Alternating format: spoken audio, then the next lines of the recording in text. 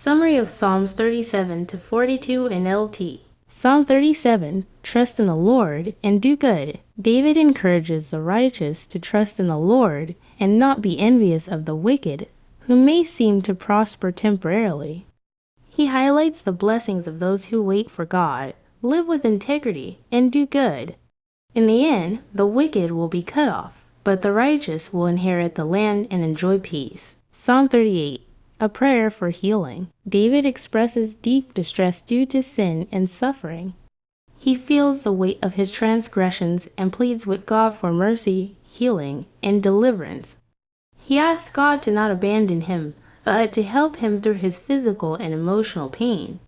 He ends with a plea for God to come quickly and save him. Psalm 39, the briefness of life. David reflects on the fleeting nature of life, recognizing that human existence is brief and fragile.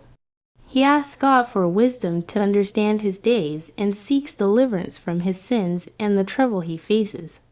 He prays for God to be his refuge and to not remain distant. Psalm 40, a song of praise for God's help. David thanks God for rescuing him from a pit of despair. He praises God for his faithfulness and the way he listens to the cries of the righteous. David expresses his commitment to God's will and shares that God's love and truth are a constant source of hope. He ends with a plea for God to help him again and not to delay. Psalm 41, a prayer for mercy. David prays for healing and deliverance from illness and enemies. He acknowledges the blessing of caring for the poor and asks for God's mercy. David expresses his confidence that God will protect him and vindicate him in the face of treachery.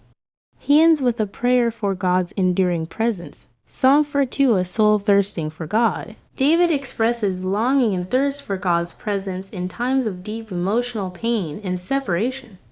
He recalls better times of worship and pleads for God to restore him.